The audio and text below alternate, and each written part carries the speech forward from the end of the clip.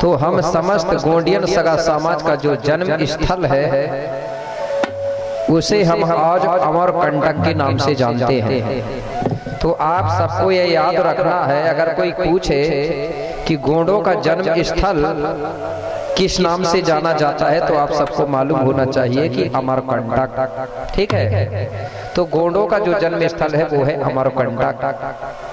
और दूसरा जो स्थल है ठाना है, जहां से हमारी देव व्यवस्था गोत्र व्यवस्था बनी, वो है कछारगढ़। ठीक है ना। और तीसरा हमारा स्थान है चौरागढ़ भी बोलते हैं, पचमढ़ी भी बोलते हैं। तो हमारी संस्कृति में ये तीन स्थान जो है, हमको जीवन में एक बार ये तीनों जगह जरूर घूमने जाना चाहिए। हमारे में तीन जगह जाते हैं और दूसरे धर्म में 4 धाम है। क्या है उनमें? धाम है 4। तो हमारे में 4 धाम की कोई जरूरत नहीं है, लेकिन हमको 3 जगह जरूर जाना चाहिए। पहला है अमरकंटक, दूसरा है कोयली कछारगढ़ और तीसरा है पचमढ़ी। पचमढ़ी बहुत कम लोग गए होंगे क्योंकि वो मध्य प्रदेश छिंदवाड़ा जुन्नार के किनारे पड़ता है। अगर कोई गए होंगे पचमढ़ी, जहां से बाबा शंभू अपना सत्ता संभालता था, राज्य करता था, अगर किसी ने देखा होगा तो हाथ उठाओ। नहीं गए हैं इधर से कोई? आप गए हैं? ठीक है। अमरकंटक तो सभी लोग जाते हैं 14-15 तारीख को। तो ये जन्म स्थल है हमारा। और कोयली कछारगढ़ जहाँ से हमारी गोत्र व्यवस्था बनी है, और जो पचमढ़ी है वहां से हमारे बाबा 5 खंड धरती का राज्य चलाते थे, सत्ता केंद्र है। ठीक है, ये 3 स्थान है। अब जब अमरकोट से हमारा बेल वंश चला तो आंधी रावण और सुकमा पेरी से बाद में गढ़ाधिपति और गढ़ सेविका का जन्म हुआ। मतलब लड़का गढ़ाधिपति और उसकी एक बहन हुई जिसको गढ़ सेविका बोला गया। धीरे धीरे समय बीतते गया। कुछ दिनों के बाद में जो गढ़ाधिपति है वो 5 बहनों का भाई बना। मतलब उसकी बहनें 5 हुई। वो 5 बहनों के बीच में एक ही भाई था, गढ़ाधिपति। तो जब गढ़ाधिपति कुछ बड़ा हुआ तो उसके मन में विचार हुआ कि मैं धरती में रहने वाले समस्त जीव प्राणियों का मुखिया बनूंगा, गणनायक बनूंगा। तो हमारे में जो मुखिया होता था सबका, उसको गणनायक भी बोलते थे। लेकिन हमारे लोग अब दूसरे गणनायक में पहुंच गए ना। गणनायक को भूल गए और गणेश जी में पहुंच गए। गणनायक अलग है और गणेश अलग है। लेकिन दूसरे लोगों ने कहा कि गढ़ाधिपति कहो चाहे गणेश जी कहो, एक ही है। ऐसा नहीं होता। जो गढ़ाधिपति या गणनायक है वो हमारा पुरखा है, पूर्वज है, और गणेश जी जो है वो हमारा पुरखा पूर्वज नहीं है। ठीक है। गणेश जी को सबने देखा है जिसकी सूंड होती है, हमारा गढ़ाधिपति का सूंड नहीं है। तो गढ़ाधिपति का जब विचार हुआ कि मैं सबका मुखिया बनूंगा, तो वो एक दिन अपने पिताजी से पूछने लगा, आंधी रावण सुकमा पेरी से, कि मैं सबका मालिक कैसे बनूंगा, सबकी रक्षा करूंगा, मैं सबका मुखिया बनूंगा। तो वो कहने लगे, बेटा सबका मुखिया बनने के लिए हमारे पास उतनी शक्ति होना चाहिए, पावर होना चाहिए, उतना ज्ञान होना चाहिए राजा मुखिया बनने के लिए। साधारण आदमी राजा थोड़ी बन सकता है कि बन जाएगा। आज कोई भी कहे कि हम विधायक बन जाए तो नहीं बन पाते ना, क्योंकि उसके पास उतनी कलाएं होना चाहिए, उतना ज्ञान होना चाहिए। जैसे सबसे पहले जो शंभू शेख की उपाधि प्राप्त करता था, उसके लिए बताया जाता था कि 18 कलाओं का ज्ञान होता था, वो शंभू की उपाधि प्राप्त करता था। और अब जिसको मुखिया बनना है, राजा बनना है, उसको 18 कलाओं का ज्ञान हो चाहे ना हो, लेकिन 3-4 चीजों का ज्ञान जिसको होता वो आज मुखिया बन जाता, मतलब विधायक बन जाता। कौन? जिसके पास ये 4 कला है, साम, दाम, दंड और भेद, वो बनता है। ठीक है। तो बोले ये कैसे प्राप्त होगी शक्ति, ये ज्ञान? बोले बेटा इसको प्राप्त करने के लिए हमको भक्ति करना पड़ेगा, तब हमको शक्ति प्राप्त होगी। तो भक्ति का मतलब होता है किसी भी चीज को प्राप्त करने के लिए मेहनत करना, परिश्रम करना। जैसे आज हमको ज्ञानी बनना है तो पढ़ना पड़ेगा, ताकतवर बनना है तो हमको व्यायाम मेहनत करना पड़ेगा। तो बोले पिताजी मुझे शक्ति प्राप्त करना है, तो बोले आपको भक्ति करना पड़ेगा। तो बोले आपको प्रकृति के बारे में जानना होगा। तो बोले कहाँ जाऊं, कैसे करूं? बोले आपको कोई एकांत जगह चाहिए विचार मंथन करने के लिए। तो एक दिन गढ़ाधिपति अपने माता पिता से आज्ञा लेकर के और घर से निकल गया और चलते चलते जंगल पहुंचा। उधर जाके एकांत में सुनसान जगह देखा और उसी सुनसान जगह में बैठ करके प्रकृति का सुमरन ध्यान करने लगा, योग साधना करने लगा और प्रकृति के बारे में सर्च करने लगा, खोज करने लगा कि प्रकृति में कितने रंग होते हैं, प्रकृति का संचालन कैसे होता है, प्रकृति में जीवों का जन्म कैसे होता है। ये सारी चीज का खोज करता था और एकांत जगह में बैठ करके विचार मंथन करता था। इस प्रकार से मतलब वो तप कर रहा है। कुछ दिनों के बाद में जो गढ़ाधिपति की बहनें हैं, कौन जिनका नाम रखा गया था यमुना, गोदावरी, रेवा, ऐसा करके वो लड़कियों का नाम था। आज भी हम लोग लड़कियों का नाम रखते हैं ना, बहुत सी लड़कियों का नाम रखते हैं। तो वो कहने लगी पिताजी बोले हमारे जो भैया है गढ़ाधिपति, बोले वो गए कहाँ हैं? बहुत दिन हो गए, बोले हमको दिख नहीं रहे हैं। तो आंधी रावण सुकमा पेरी ने बोला बेटा बोले तुम्हारे भैया बोले शक्ति प्राप्त करने के लिए, भक्ति करने के लिए कहीं बाहर जंगल गए हैं, तप करने को वो गए भैया बड़े तुम्हार, और जाए तहां तुम देखिए बेटा जंगल और पहाड़। तुमको अगर अपने भाई से मिलना है तो तुम कोई जंगल पहाड़ों में जाके ढूंढो, कहीं ना कहीं वो तपस्या करते हुए आपको मिलेंगे। अब एक दिन पांचों बहनें अपने भैया से मिलने के लिए घर से निकली और चलते चलते जंगल पहुंची। जंगलों में पहाड़ों में ढूंढने लगी। बड़े मुश्किल से गढ़ाधिपति पांचों बहनों को दिख गया। तो कैसे दिखा, किस अवस्था में? अरे अपनी आंखें बंद कर आज ध्यान मगन और लीन था।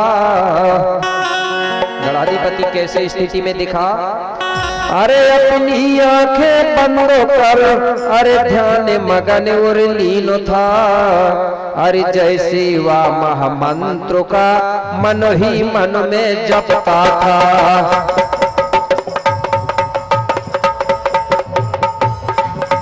जय शिवा महामंत्र का हो मन ही मन में जपता था।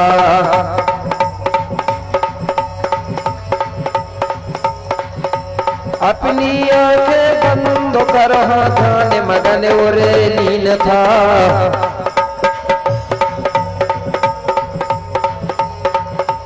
जय शिवा महामंत्र को मन ही मन में जपता था। जय शिवा महामंत्र को मन ही मन में जपता था।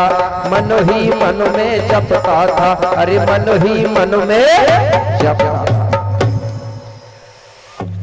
जय शिव महामंत्र का मन ही मन में वो सुमरन भी करते रहता था। क्यों करता था? मैंने कल बताया था जय शिवा का मतलब होता है जय आने दाऊ शक्ति और सेवा आने मां शक्ति। ये धन ऋण शक्ति का हर हमेशा वो सुमरन करते रहता था, क्योंकि धन ऋण से ही ये दुनिया चलती है। इस प्रकार से बहनों ने देखी तो वो आंख बंद करके और मन ही मन में जय शिवा मंत्र का उच्चारण कर रहा था। ये पांचों बहनों ने देखी तो सोचने लगी कि हमारा भैया आंख बंद करके बैठा है और पता नहीं धीरे धीरे क्या बोल रहा है, वो जिभ्या चला रहा है। तो उन्होंने बड़े ध्यान से सुना तो गढ़ाधिपति धीरे धीरे बोल रहा था जय शिवा। जैसे ही पांचों बहनें ने सुनी तो कहने लगी हमारा जो भैया है वो जय शिवा शब्द का उच्चारण कर रहा है। बोले इसका उच्चारण करने से कुछ ना कुछ तो मिलता होगा। तो पांचों बहनें चारों तरफ खड़ी हो गई और वो बहनें भी मुट्ठी बांध के और जोर जोर से जय शिवा करके चिल्लाने लगी। जैसे ही उन्होंने जय शिवा शब्द का उच्चारण किया तो गढ़ाधिपति का जो ध्यान था वो ध्यान उसका टूट गया। जैसे ही टूटा तो गढ़ाधिपति अपनी आंख खोल के देखता है। पांचों बहनों ने सोची कि भैया कोई चीज का ध्यान कर रहे थे, हमने आवाज करके इनके ध्यान में विघ्न डाल दिया, इनका ध्यान टूट गया। अब हमको हमारा भाई डांटेगा या मारेगा, गाली देगा। ये सोच करके पांचों बहनें इधर उधर भागी और कोई पेड़ के आड़ में जाके, कोई खोह में खंडाड़ में जाके छुप गई। गढ़ाधिपति ने भागते हुए देख लिया। गढ़ाधिपति कहने लगा बहन तुम भाग क्यों रही हो? बोले तुम मेरे पास आओ, मैं आपको कुछ काम बताऊंगा। बहनों ने जैसे ही अपने भाई की आवाज सुनी तो कहने लगी अरे भैया डांट नहीं रहा है, हमको बुला रहा है। बोले चलो अब भाई के पास चलती है। जैसे ही वो गढ़ाधिपति के पास पहुंची तो गढ़ाधिपति कहने लगा बहन तुम भागो मत, मैं तुमको एक काम बता रहा हूं, तुम वो काम करना। बोले कौन सा? बोले तुम पांचों बहनें मिलकर के बोले हमारी जो माता पिता शक्ति है, दाऊदाई शक्ति है, जो अमरकोट के टीला से जल की धार बन के बह रही है, उन्हीं जलधारा सल्ला गांगरा की तुम सेवा करो। वो हमारे पुरखा हैं, पूर्वज हैं, इनकी सेवा करने से बोले बहन तुम आगे चल करके देवियां बन जाओगी और ये दुनिया में रहने वाले सब लोग तुमको देवियां कह करके तुम्हारा स्मरण ध्यान पूजा पाठ करेंगे। लेकिन कब बनोगी तुम देवियां? जब तुम अपने पुरखा पूर्वज अपने माता पिता की सेवा करोगी तब। तो ये पांचों बहनों ने गढ़ाधिपति की बात मान लिया और जो अमरकोट के टीला से जो जल की धार बह रही है उसी जल धारा के किनारे किनारे में इन्होंने अपना स्थान बनाया और उसी पानी के किनारे किनारे इन्होंने अपना स्थान बना लिया। तो जैसे वो जल की धार बह रही है, एक जगह यमुना नाम की लड़की ने उस नदी के किनारे अपना स्थान बना लिया और वहीं रह करके उस जलधारा की सेवा सुमरन करने लगी। दूसरी लड़की ने क्या किया, कुछ दूरी में जाके उसी जलधारा के किनारे में उसने भी स्थान बना लिया और किनारे रह के उसी जलधारा की वो भी सेवा सुमरन करने लगी। देखो जलधारा की जो नदियां एक है, लेकिन उसी नदियां में कुछ दूरी दूरी में ये लड़कियों ने अपना अपना अलग अलग स्थान बना लिया। कुछ दूरी में यमुना बैठ गई, कुछ दूरी में गोदावरी, कुछ दूरी में रेवा, कुछ दूरी में बेनगंगा, कुछ दूरी में गुप्त गंगा, ऐसा सब अलग अलग बैठ गए, सेवा करने लगी। सेवा करते करते कुछ दिनों के बाद में वो लड़कियों का जो जीवन लीला है वो जीवन लीला खत्म हो गई। तो जिस लड़की का जहां स्थान था वहीं पर उसका स्थान हमारे लोगों ने बना दिया कि ये यहाँ सेवा करती थी, इसका स्थान यही बना दो। तो उस जगह को गोदावरी के नाम से जानने लगा। जहां पर यमुना नाम की लड़की रहती थी उस जगह को यमुना नाम गंगा के नाम से बोलने लगे। तो नदियां एक ही है, जलधारा एक ही है, लेकिन उसी का अलग अलग नाम पड़ा। तो इस प्रकार से गोंडी गाथा बताती है कि उस नदी के नाम अलग अलग पड़े। तो जो गोदावरी नदी है, रेवा नदी है, ये गोंडी मत के अनुसार एक गढ़ाधिपति की बहनें बताई जाती है। इस प्रकार से उनका नाम अलग अलग हुआ। तो इससे मतलब ये निकलता है कि जो भी अपने पुरखा या पूर्वजों की या माता पिता की सेवा करता है तो वो भी आगे चल करके जब खत्म होता है तो वो भी देव बन जाता है और उसकी फिर सभी लोग पूजा पाठ करते हैं। तो हमको भी अगर देवता बनना है, पूजनी बनना है, तो हमको क्या करना पड़ेगा? हमारे जो दाऊ दाई है, हमारे जो पुरखा है, हमारे जो बूढ़ा देव बूढ़ी दाई है, उनकी अगर आप सेवा करोगे तो आप भी आगे चल करके देवी देवता बन जाओगे। यही मतलब निकलता है ना। ऐसे कई उदाहरण हैं दूसरे धर्म में भी। आपने गणेश, इधर में गणाधिपति की बात कर रहा हूँ, उधर इसी का परिवर्तन हुआ, उधर गणेश बना दिया, लेकिन उसकी गाथा थोड़ा परिवर्तन करके बताया गया। कैसे कि एक बार बोले जो शंकर जी के बेटा है कार्तिक और गणेश, बताया गया है कार्तिक और गणेश के नाम से, थोड़ा सा परिवर्तन किया है, बदल दिया गया। तो बोले एक बार ये दोनों लड़ रहे थे, बोले कि पहले शादी मेरी होना चाहिए, गणेश कहता है कि मेरी होना चाहिए, लेकिन कुछ जगह ऐसा भी बताया गया है कि ये दोनों प्रथम पूजनी बनने के लिए झगड़ा कर रहे थे। अब वो झगड़ा कोई सा भी हो, लेकिन ये कर रहे थे।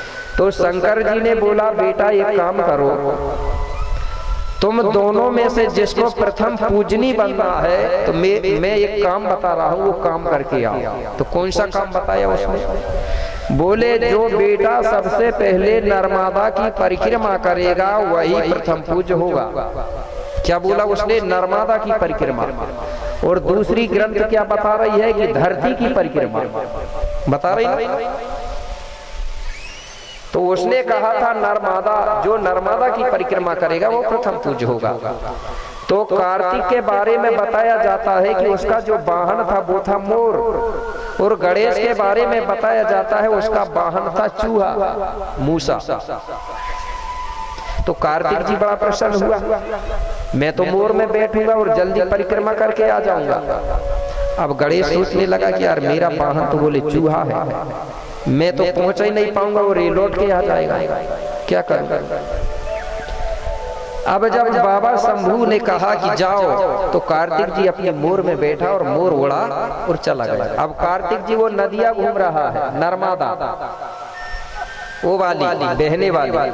अब गणेश सोचने लगा कि मैं क्या करूं। उसने दिमाग लगाया, विवेक किया, विचार मंथन किया कि पिताजी ने बोले क्या है कि जो नर्मदा की परिक्रमा करके आएगा वो प्रथम पूज्य होगा। तो उसने सोचा चाहे वो बहने वाली नर्मदा हो, चाहे मुझे जन्म देने वाली नर्मदा हो, बात एक ही है। तो कार्तिक जी घूम रहा वो बहने वाली नर्मदा, और गणेश उठा और जो शंभू और पार्वती जो बैठे हुए थे उन्हीं की आसपास घूमा, 5 परिक्रमा लगा दिया। 5 परिक्रमा लगा के सामने जाके खड़ा हो गया और कहने लगा पिताजी मैं नर्मदा की परिक्रमा करके आ गया। अब वो कहने लगा बाबा शंभू, बोले कहाँ गया है तो अभी यही घूम रहा था। बोले पिताजी आपने जो बोला है वही किया हूँ मैंने। बोले मैंने क्या बोला हूँ? बोले आपने बोले हो कि नर्मदा की परिक्रमा करके जो पहले आएगा वो प्रथम पूज्य होगा। तो बोले मैंने तो कर लिया। बोले कार्तिक तो आ ही नहीं है। तो बोले कैसे? बोले पिताजी चाहे वो बहने वाली नर्मदा की बात करो, चाहे जन्म देने वाली नर्मदा की बात करो, आप भी तो मेरे नर्मदा हो ना, दाऊदाई शक्ति हो। तो बाबा शंभू समझ गया कि ये ज्ञानवान है, विवेक है, तर्क है, इसलिए प्रथम पूजनी यही बनेगा, तो उसी को बना दिया। अब विचार करो, अगर किसी के 2 लड़के हैं, अगर 2 लड़के में से एक लड़का घर से निकल जाए और वो नर्मदा की परिक्रमा करते रहे और घर लौट के बिल्कुल न आए, तो वो बन गया क्या? संत बन गया ना। और लोग उसको क्या कहेंगे? बोले हमारा बेटा तो संत है, महात्मा है, नर्मदा की परिक्रमा किया है। और एक लड़का कभी ना जाए नदिया की परिक्रमा करने और सिर्फ अपने माता पिता की अगर सेवा करते रहे, तो आप बताइए माता पिता की सेवा करने वाला सबसे अच्छा संत है कि वो नदी की परिक्रमा करने वाला संत है? अच्छा, कैसा लड़का चाहिए आपको? तो महत्व किसको देना चाहिए? माता पिता की सेवा करना भी नर्मदा की परिक्रमा माना जाता है। इसलिए हमको साधु संत बनने की जरूरत नहीं है। गोंडी संस्कृति में साधु संत होते भी नहीं। क्यों नहीं होते? कि सब बन जाएंगे साधु महात्मा तो करेगा कौन किसानी, और अन्न पैदा फिर कैसे होगा? मर जाएंगे संसार के सारे प्राणी, होगा ना। अब हमारे गोंड लोग क्या कर रहे हैं? कहीं वो गुरुजी से कान फुकवाते हैं, कहीं उससे दीक्षा लेते हैं, और एक पाव चंदन लगाते हो, ढेर सारी माला टाला डाल लेते हैं और घूमते रहते हैं माँ बाप की सेवा छोड़कर। ये गलत है कि नहीं? मैं कोई संत नहीं हूँ, आपको बता रहा हूँ, बताया था ना। मैं महात्मा नहीं हूँ, मैं कोई सन्यास नहीं हूँ। मैं तो गोंडी धर्म संस्कृति के अनुसार हमारे में जो गुरु होते हैं उनको भूमिका या मुठुआ बोलते हैं, तो मैं वो भूमिका या मुठुआ या गुरु हूँ। ये मत समझना कि ये संत है कोई सन्यास। कई लोग मुझे फोन लगाते हैं, अपने ही समाज के लोग, वो बोलते हैं गुरुजी आपका आश्रम कहाँ है? मैं बोलता हूँ आश्रम में नहीं रहता, मैं घर में रहता हूँ, क्योंकि हमारा ये आश्रम थोड़ी चलेगा, ठीक है ना। तो हमारी संस्कृति में ये नहीं होते।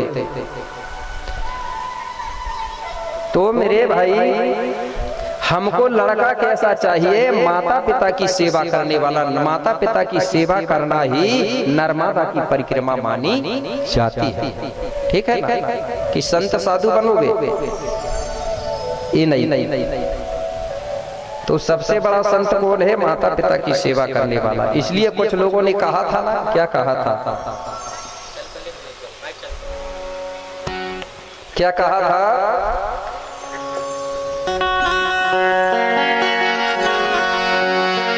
कि कर्म अगर अच्छे हैं,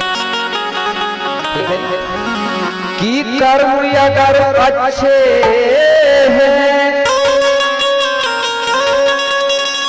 तो किस्मत तुम्हारी दासी है। माता पिता अगर जिंदा है तो वही मथुरा और काशी है। सही कहा था ना। मथुरा काशी तीर्थ जाने की कोई जरूरत नहीं है। अगर माता पिता जिंदा है तो उन्हीं की सेवा करते रहो तो समझ जाओ वही मथुरा और वही काशी है, ठीक है ना। इसलिए हमारी संस्कृति में 3 लोगों को सबसे ज्यादा श्रेष्ठ माना गया है, माता पिता और गुरु।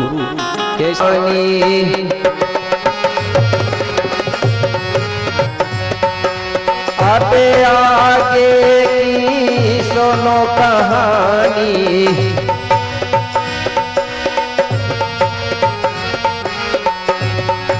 गुरु बिकेरा में बोले हैं वाणी,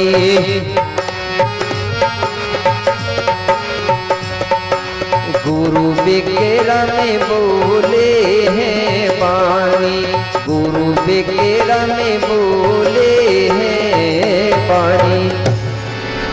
आगे क्या हुआ? गुरु विक्रमदेव कहने लगे, राजा बिरसा है, जब हमारा बेल वंश अमरकोट से फैला तो जो आंधी रावण, वो सल्ला गांगा से आंधी रावण सुकमा पेरी का जन्म हुआ, और सुकमा पेरी से और आंधी रावण से गढ़ाधिपति गढ़ सेविकाओं का जन्म हुआ। तो धीरे धीरे हमारा जो बेल वंश है धीरे धीरे ये धरती में फैलते गए। तो उस समय हमारे जो गोंडियन लोग हैं वो मकान बनाना नहीं जानते थे। कहाँ रहते थे? जंगलों में, पहाड़ों में, खोए खंडारों में।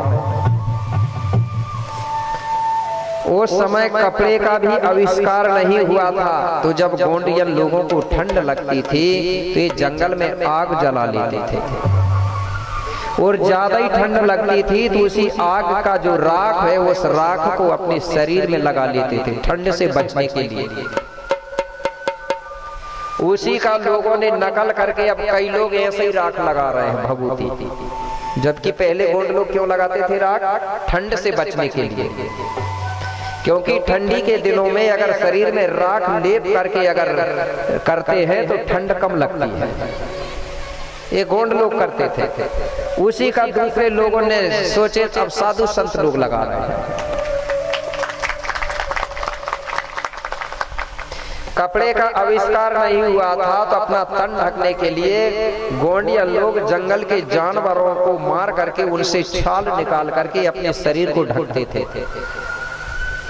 इसलिए आज भी प्रमाण है हमारा कि हमारे जो बाबा शंभू है वो गोंड वंश के हैं, वो आदि मानव है। जिस समय बाबा शंभू थे उस समय शायद कपड़े का आविष्कार नहीं हुआ था, इसलिए हमारे बाबा शंभू बाघंबर से अपना तन ढकते थे या मृगशाला का उपयोग करते थे तन ढकने के लिए।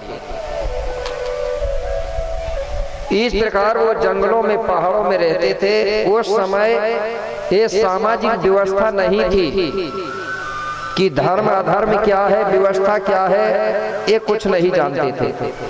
जिसको जिससे विवाह करना था वो विवाह कर लेता था। जैसे जंगल के जानवर एक दूसरे से मतलब रिश्ता करते हैं, उसी प्रकार हमारे बीच में भी चलता था, क्योंकि ये व्यवस्था ही नहीं थी।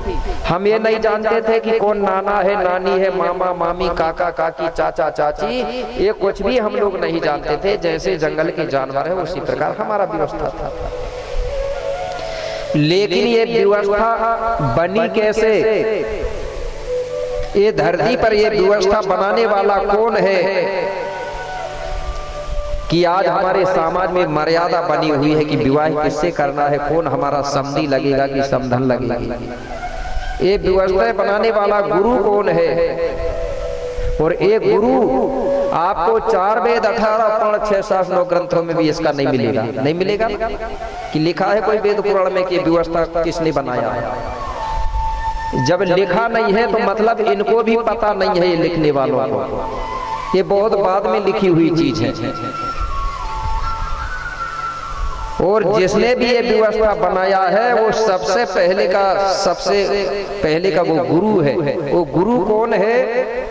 उस गुरु की मैं आपको बात बताता, लेकिन मेरे भाई आज वो चालू करेंगे तो दिक्कत हो जाएगी, अधूरी रह जाएगी वो गाथा, रहेगी ना। इसलिए मैं उस गाथा को आपको कल बताऊंगा, क्योंकि हो ही नहीं पाएगी अच्छे से और समय हो जाएगा। तो जिस गुरु ने उस गाथा को बनाया है वो गुरु की व्यवस्था पे चाहे आज कोई भी समाज हो, चाहे एससी हो, चाहे एसटी हो, चाहे ओबीसी हो, पूरे लोग उस व्यवस्था पे चलते हैं आज। इसलिए ये बात सुनना सभी समाज के लोगों को जरूरी है, क्योंकि वो भी तो इस व्यवस्था पे चलते हैं ना। तो ये भारत में रहने वाला कोई भी समाज का हो, सबका वो गुरु था। वो गुरु कौन है उसकी गाथा आपको मैं कल सुनाऊंगा। तो अभी समय है, समय हुआ नहीं है, तो मैं आपको अलग से दूसरी गाथा सुना देता हूँ, ठीक है ना सर? क्योंकि गाथा चालू करेंगे ना तो थोड़ा सा टाइम लगेगा और होगी नहीं पूरी तो मजा नहीं आएगा। तो आपको एक अलग से गाथा सुना रहा हूँ। आप लोगों ने सुना होगा एक गोंडवाना की धरती में एक राजा का राज्य भी चलता था और हमारे बीच में राजा महाराजा भी बैठे थे, ठीक है ना? तो जिस राजा को राजा बरियार के नाम से जाना जाता था, अगर कोई जानता होगा तो हाथ उठाना। नहीं, राजा बरियार जो है गोंड समाज का राजा था। और राजा बरियार के राज में कोई दुखी नहीं था, सब सुखी थे। राजा बरियार कभी दारू शराब नहीं पीता था।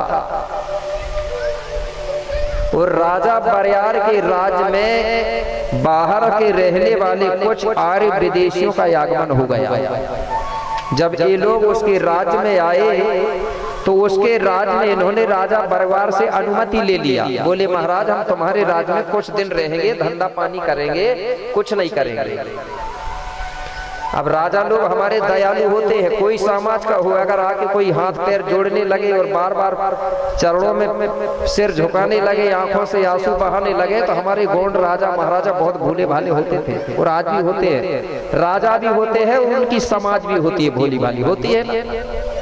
अगर कोई आदमी 4-5 साल तक कितना ही परेशान करे और कहीं 2 महीना के लाने थोड़ी सी कछु दे दे खान पीन कर पूरी भूल जाए 5 साल की चीज, आज भी चल रहा नहीं ऐसा, मैंने देखा हूँ ना, भूल जाते हैं सब।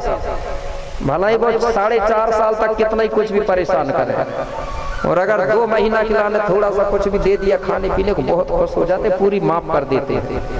तो राजा भी भोले और समाज भी भोली रहती थी।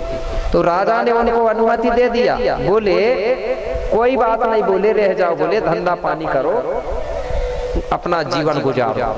अब वो लोग धंधा करने लगे, 4-5 लोग थे। अब उनने देखा राजा बरियार का राज की व्यवस्था, तो बहुत खुश होते थे। अब वो सोचने लगे कि यार राजा का राज कैसे हड़पना चाहिए, राजा से कैसे छीनना चाहिए। तो बोले राजा से झगड़ा तो कर नहीं सकते, क्योंकि झगड़ा करेंगे तो और हम ही पिटेंगे, क्योंकि इनके लोग, इनकी जो प्रजा है ढेर सारी, हम तो 4-5 लोग हैं। तो वो क्या करते हैं, बोले राजा को हम ऐसे बिगाड़ेंगे, बोले ऐसे बर्बाद करेंगे कि राजा समझ नहीं पाएगा। तो एक आदमी कहने लगा कैसे, बोले राजा को दारू पिलाना सिखा दो, बोले राजा अपने आप बर्बाद हो जाएगा, बोले। और ये बात सही है। तो वो लोग क्या करते थे, बोले राजा को कहेंगे बोले दारू पीने को डायरेक्ट, तो राजा थोड़ी पिएगा, बोले वो तो कहेगा मैं नहीं पीता, बोल देगा। बोले नहीं, बोले इसके लिए दूसरी चाल चलना पड़ेगा। बोले कैसे, हम बोले रोज राजा के महल के सामने से बोले धंधा करने को जाएंगे और शाम को बोले उन्हीं के सामने से लौट के आएंगे, बोले। तो वो क्या करते थे, प्रतिदिन जहाँ राजा का महल था, राज घर था, उसी के सामने से धंधा करने जाते थे और शाम को दिन डूबने के समय वो वापिस आते थे। रोज राजा के घर से आते और जाते थे।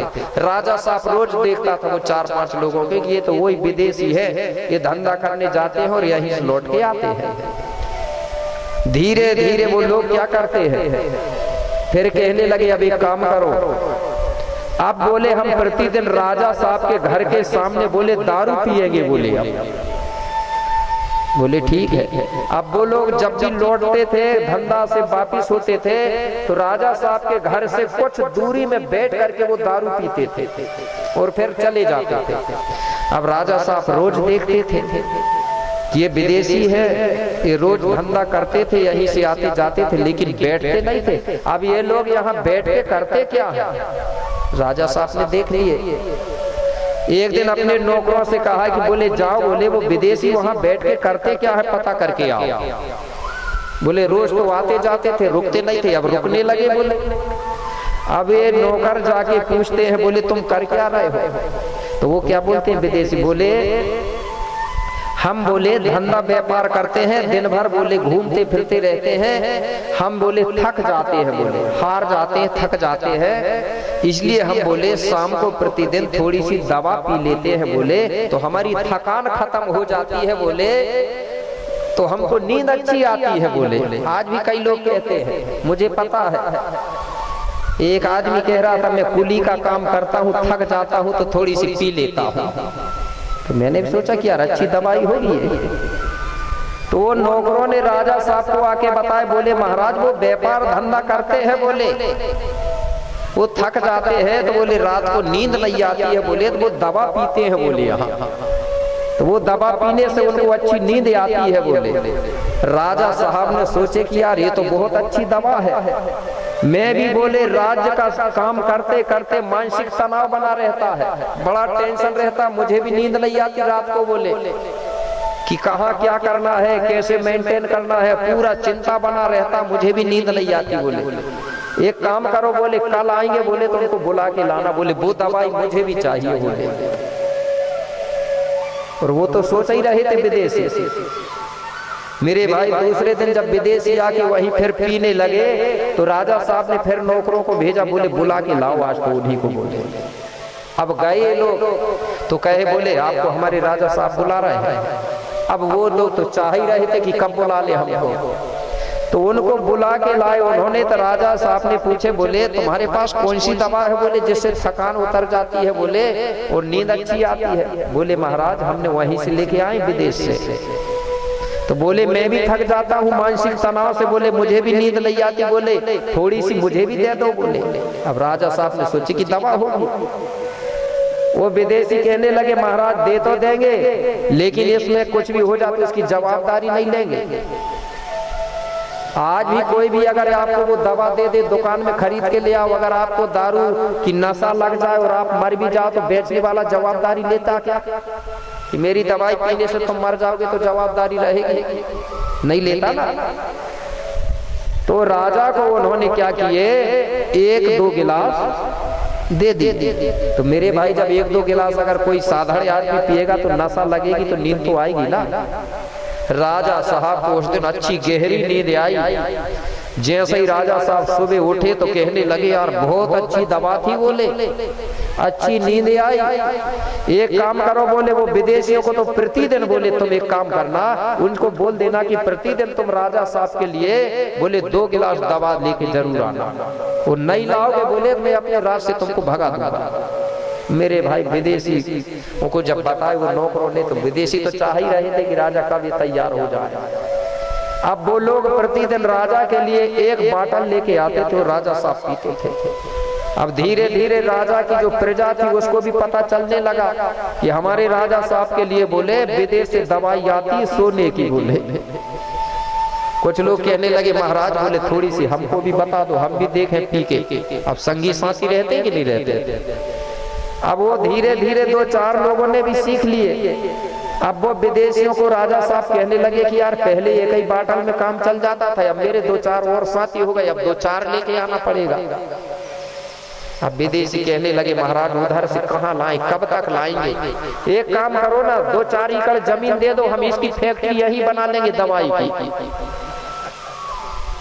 अब राजा ने सोचा कि यार ढेर सारी तो जमीन है, 2-4-5 एकड़ में कुछ नहीं होगा, वो जमीन दे दिया फैक्ट्री के लिए। अब वो लोगों ने अपनी फैक्ट्री खोले और यही गोंडवाना की धरती में वो चालू कर दे। इसलिए तो पूरी चीज में ऑब्जेक्शन है, लेकिन दारू की भट्टी या फैक्ट्री में है क्या, क्योंकि वो उन्हीं की बनाई हुई है। अब वो लोग उससे दारू निकालते थे, राजा साहब को भी देते थे और उसकी प्रजा को भी देने लगे। अब धीरे धीरे अब राजा भी दारू पी रहा है, प्रजा भी दारू पी रही है। अब धीरे धीरे समय बीतते गया। अब विदेशी सोचने लगे कि अब कैसे करें, राजा को तो धीरे धीरे लत बना दे दारू की। एक दिन वो राजा के साथ बैठे थे विदेशी लोग और कहने लगे महाराज अभी तो एक ही चीज बताए हैं, बोले इसके साथ में एक चीज और अगर हो जाएगी बोले तो मजा ही आ जाता है। बोले कौन सी? अगर दारू के साथ में बोले मुर्गा या बकरा हो जाए तो और मजा ही मजा। बोले अभी तो एक ही चीज बताए हैं। राजा साहब कहने लगा बोले हम तो बकरा मुर्गा तो खाता ही है, आज खाते कि नहीं गोंड लोग, लेकिन बोले इसके साथ नहीं देखा हूँ खा के। बोले खाते तो है लेकिन अब खाए हैं। बोले नहीं, बोले इसके साथ खाने से और मजा आता है। राजा ने कहा ठीक है तो कर लो। मेरे भाई तुरंत मुर्गा की व्यवस्था हो गई। धीरे धीरे संख्या बढ़ते गई तो मुर्गा भी उनको पुरता नहीं था, अब कम होता था, खाने वाले ज्यादा। एक दिन कहने लगे राजा साहब बोले मुर्गा से काम नहीं चलेगा, अब तो अच्छा बड़ा बकरा देखो तब होगा सबके लिए। मेरे भाई अब दारू और मुर्गा मतलब पी रहे हैं दारू और खा रहे हैं मुर्गा। धीरे धीरे समय बीतते गया। मेरे भाई वो राजा साहब धीरे धीरे गलियों में घूमने लगे, वो विदेशियों के साथ घूमने लगे। इस प्रकार से वो दारू पीते थे। धीरे धीरे धीरे धीरे उसका जो राजपाट था धीरे धीरे खत्म होने लगा। कंगाल हो गया राजा। जब धीरे धीरे समय बीतते गया तो एक दिन राजा ने सोचा कि यार अभी तो मैं जिंदा हूं तो मुझे दारू भी मिल रही है और मुर्गा भी मिल रहा है, बकरा भी मिल रहा है, मर जाऊंगा तो मुझे कुछ नहीं मिलेगा। उसको मरने की चिंता होने लगी कि मरने के बाद क्या करूंगा। एक दिन सब लोगों को इकट्ठा किया और कहने लगा एक काम करना, जब मैं मरूंगा बोले तो तुम बोले मुझे वही बड़ा देव का जहां ठाना है बूढ़ा देव का बोले साजा पेड़ में, वही मुझे भी गाड़ देना। बोले क्यों? अरे बोले वो बड़ा देव है बूढ़ा देव है ना, उसकी पूजा करेंगे तो मैं भी तो तुम्हारा राजा हूं, तो मैं भी तो बूढ़ा ही देव हूं ना तुम्हारा। और बोले जब वहां गाड़ दोगे तो बड़ा देव की पूजा तुम सात्विक रूप में कर लेना बोले, और मुझे बोले तुम प्रतिदिन 1-1 बाटल दारू चढ़ाना और मुर्गा चढ़ाना। बोले गोंड लोग कहने लगे महाराज बोले वहां तो बोले वहां हम प्राकृतिक शक्ति की सेवा पूजा करते हैं और वहां बकरा दारू चढ़ाएंगे तो अशुद्ध होगा ना दारू में। बोले अरे बोले दारू मेरी चीज मैं पी लूंगा, उसकी चीज वो खा लेगा। बोले मेरे भाई ये गोंड लोगों ने उसकी बात में आके वो दारू पीने वाला राजा को भी वही दफना दिया। तो राजा वो कहने लगा, बोले हर दिन एक एक दारू चढ़ाना बाटल। बोले गोंड लोग कहने लगे महाराज रोज रोज कहाँ की दारू लाएंगे हम। कुछ गोंड लोग कहने लगे कि हम रोज तो नहीं चढ़ा पाएंगे लेकिन हर साल में एक बार जरूर चढ़ाएंगे। कुछ गोंड लोग कहने लगे हम हर साल नहीं चढ़ा पाएंगे, हम 3-3 साल बाद में चढ़ाएंगे। कुछ गोंड लोग कहने लगे कि हमारे घर में जो बेटा बेटियों की शादी एक पीढ़ी जब गुजरती है ना, जैसे 4 लड़के चारों की विवाह हो जाती संपन्न, तो उसके बाद में आज भी गोंड लोग बकरा चढ़ाते हैं ना, उसको हमारे इधर बधाई का बकरा बोलते हैं। ठीक है ना, वो बोले हम ये चढ़ाई। ऐसा करके जो जैसा तैयार हुआ, कुछ 3 साल में चढ़ाते हैं, कुछ 5 साल में चढ़ाते हैं, कुछ पीढ़ी के बाद में चढ़ाते हैं। लेकिन वहां बकरा तो चढ़ाते थे, लेकिन वो राजा कहने लगा दारू भी चढ़ाना। बोले वो दारू नहीं चढ़ाओगे तो बोली मेरी जो आत्मा है, बोले वो भूत प्रेत बन के तुमको सताएगी। ऐसा करके उसने डरवा दिया। इसलिए कुछ लोगों की आदत ऐसी बन गई। तो ये विदेशियों ने क्या किया, हमारे कुछ राजा महाराजाओं को दारू पिला पिला के ही बर्बाद किया है कि नहीं किया है। तो इसलिए मेरे भाई आज भी वही दारू पिला पिला के और आज भी हमारा राजपाट को छीना जा रहा है। तो जितने राजा लोग अभी सही है उनका राजपाट आज भी है, और जो राजा लोग दारू में चले गए तो उनकी प्रजा और राजा आज भी बर्बाद है। आपको तो मालूम है राजा साहब, हमारे इधर हर रही जो जागीर है ना, हमारे राजा साहब कमलेश आए हैं उधर छिंदवाड़ा से, विधानसभा अमरवाड़ा, लेकिन इतने दारू पीते हैं कि गोंड लोग उनसे मिल नहीं पाते हैं। दूसरे लोग चमचागिरी करते हैं, अगर गोंड लोग मिलने जाएंगे तो राजा साहब नहीं यहाँ बोल देंगे। गोंड लोग मिल नहीं पाते और दूसरे लोग मिल जाते हैं। तो ऐसा हाल हो रहा है, और कहीं बोलेंगे भी तो बोल नहीं पाएंगे, आवाज ही नहीं निकलती जैसे अपने राजा साहब की आवाज है, वैसे बुलंद आवाज नहीं है, ऐसा लगता है कोई लोकल आदमी होगा। तो ऐसा करके हमारे राजा महाराजाओं को विदेशियों ने छल कपट करके लूटा। तो मैं इसलिए बता रहा हूं कि ऐसी उनकी बहुत गहरी चाल होती है, उसको हम समझ नहीं पाते हैं, और वो लोग हमको छल कपट करके बर्बाद करने का काम करते हैं। तो इसी बीच में एक छोटा सा गीत,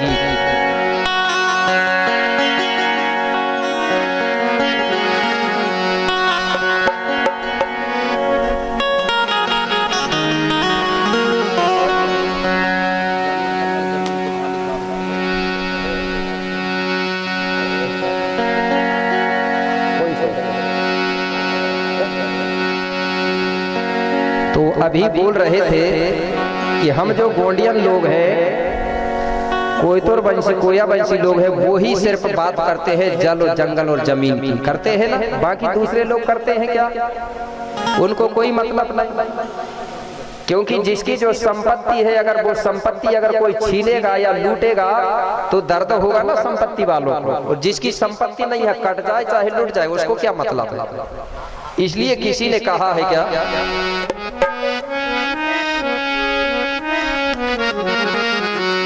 जल और जंगल जमीन के मालिकों,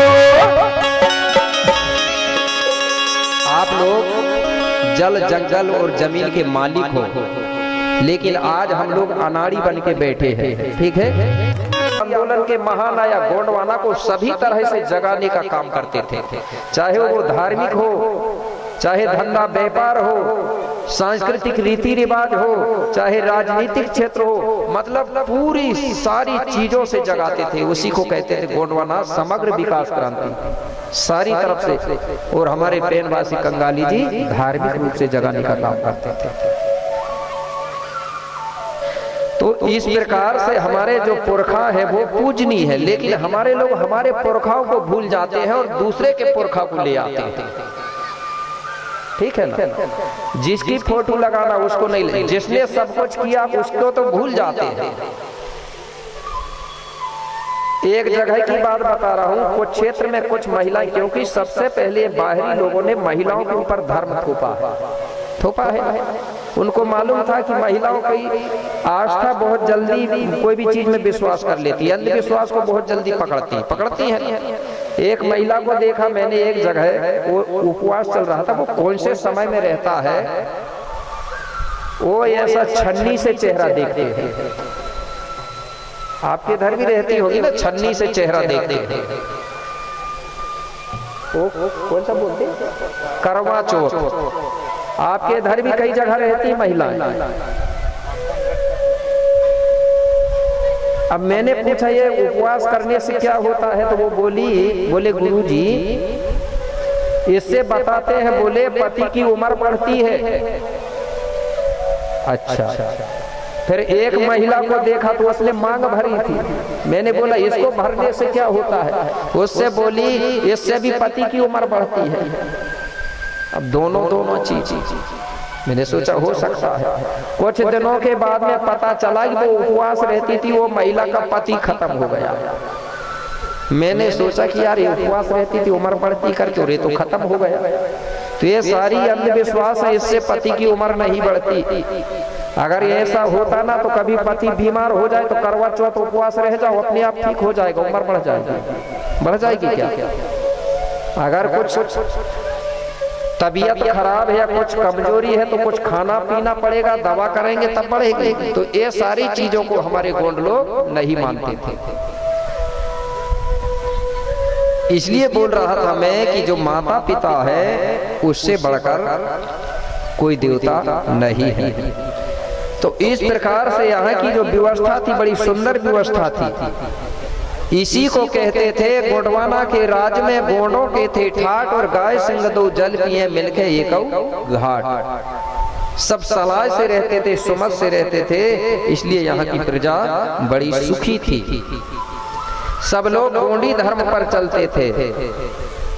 इसलिए कुछ गायकों ने कहा है कि गोंडी धर्म जैसा कोई दुनिया में कोई धर्म नहीं है।